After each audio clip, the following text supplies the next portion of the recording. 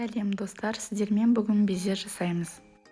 Ол үшін алдымен 4 жұмыртқадан ақуызды бөлек ажыратып аламыз.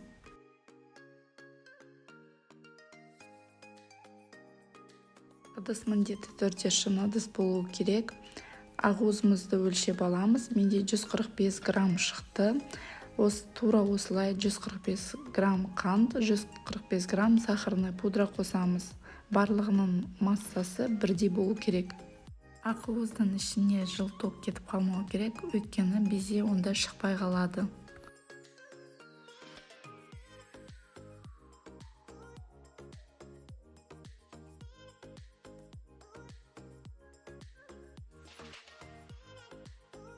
Ақуызға қантты қосып, миксердің көмегімен бірлеп араластырып аламыз.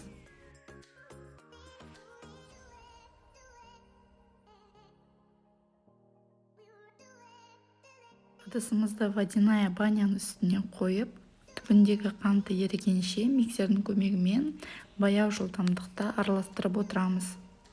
Ыдысымызға су тимеу керек, тек қана пары ғана тиіп, қантты еріту керек.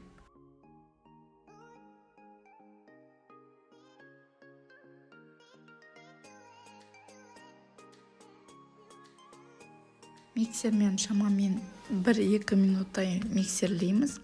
Қанттың еріген-ерімегенін қолымызбен тексеріп шығамыз.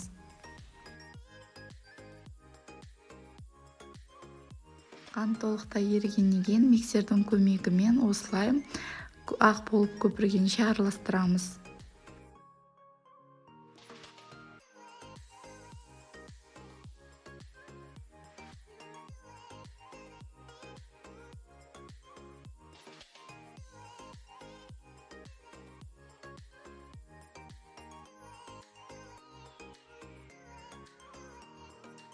Осындай қалыпқа жеткен кезде сахарный пудрамызды 3 бөлікке бөліп, бір-біртіндеп қосып, миксермен араластырып шығамыз.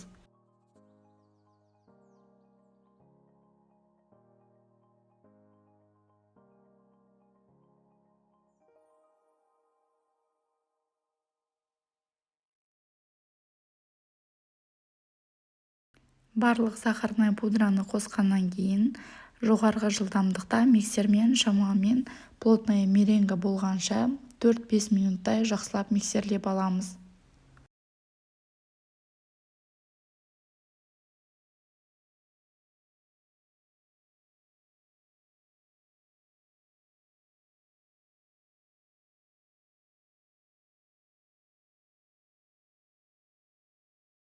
Меренгамыз тығыз және өз формасын өзі ұстап тұратындай созылмалы болу керек.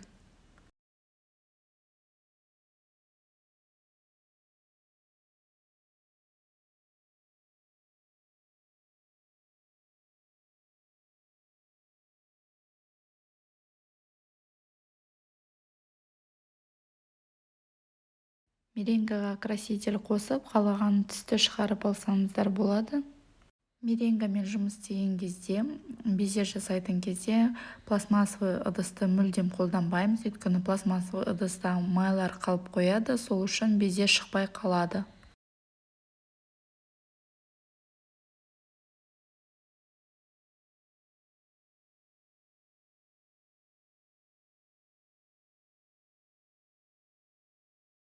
Гүлге ұқсас насадкамызды кондитерлік мешокқа салып алып, меренгамызды салып, противень үстіне осылай пергаментный бумаганы төсеп, осылай гүл етіп салып шығамыз. Бір-біріне қатты жақын қылмаймыз.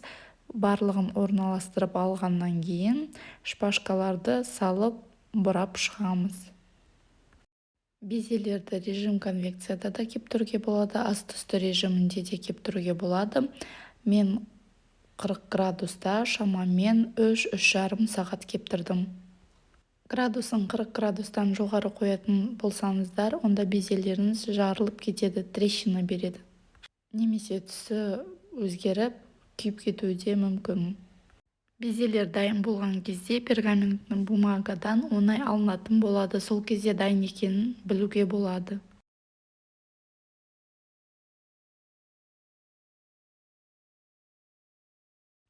Безелер дайын болды. Безелер өте әдемі және дәмді болып шықты. Осы безелерді детский торттарға қолдана беруге болады. Сіздермен болған Мадина Каркенқызы.